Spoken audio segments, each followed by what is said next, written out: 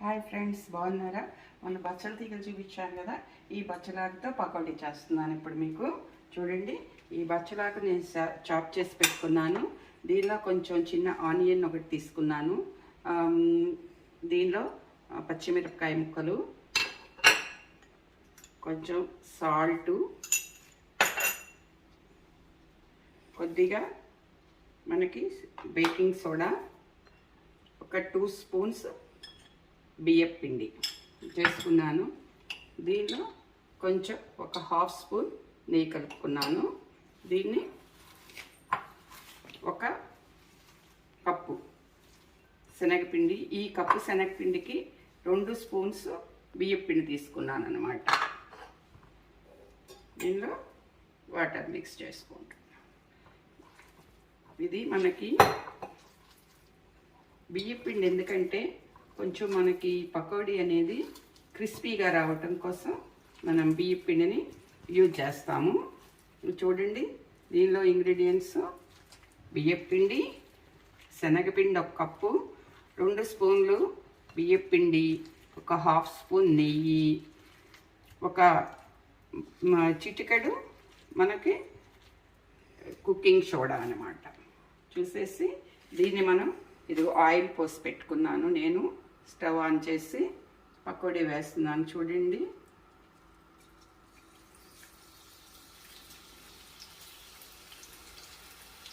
నేను మొన్న ఫంక్షన్లో చేశానని చెప్పాను కదా ఫ్రెండ్స్, పకోడీ ఇదే అన్నమాట. బచ్చల కూరతో పకోడీ చాలా ఎమ్మీగా ఉంది.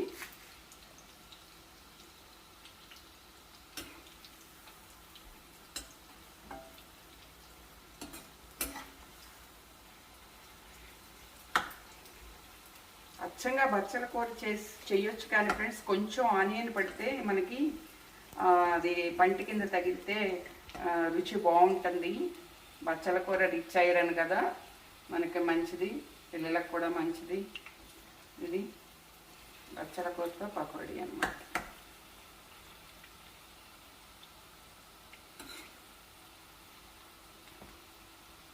బచ్చల కూర ఎక్కువ ఆనియన్ ఒకటే వేసాను, చిన్నది.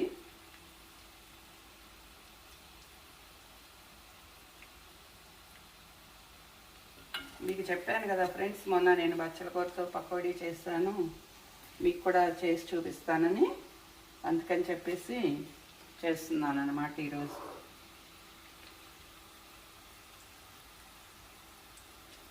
చూడండి, ఇక్కడ వాతావరణం చల్లగా ఉంది, వర్షం పడుతుంది. చల్లగా వేడి వేడిగా మనం పకోడీ తిందామనిపించింది. సరే, మీకు కూడా చెప్పాను కదా చేద్దామని చెప్పి చేస్తున్నాను. ఇండియాలో ఎండలు మండిపోతున్నాయి, మనకి ఇక్కడేమో చలి వేస్తుంది, జంపర్ వేసుకోవాల్సిందే ఇక్కడ. కానీ నేనైతే జంపర్ వేసుకోకుండా పకోడీ చేస్తున్నాను అన్నమాట.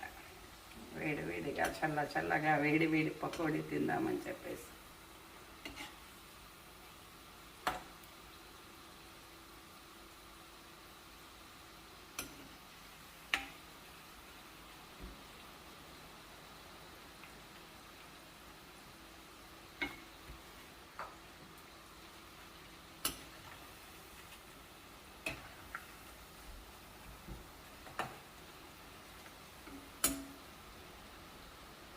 ఇది వేగిపోయింది, బ్రౌన్ కలర్ వస్తుంది.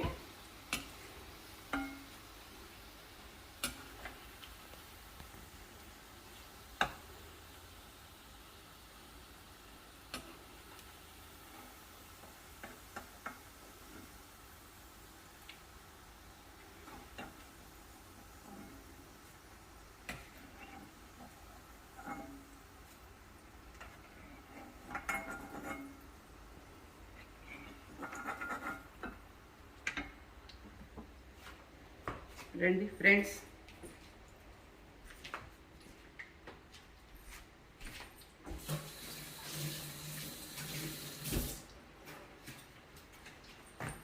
వేడి వేడి వేడి బచ్చలి పకోడీ అన్నమాట. దీన్ని చూద్దాం ఎలా ఉందో. ఇది సూపర్ ఉంది, ఎక్సలెంట్గా ఉంది, చాలా ఎమ్మీగా ఉంది. మీరు కూడా చేసి చూడండి ఫ్రెండ్స్. చేసి దీన్ని కామెంట్ రూపంలో పెట్టండి, ఎలా ఉందో. షేర్ చేయండి, సబ్స్క్రైబ్ చేయండి, లైక్ చేయండి. Bye friends.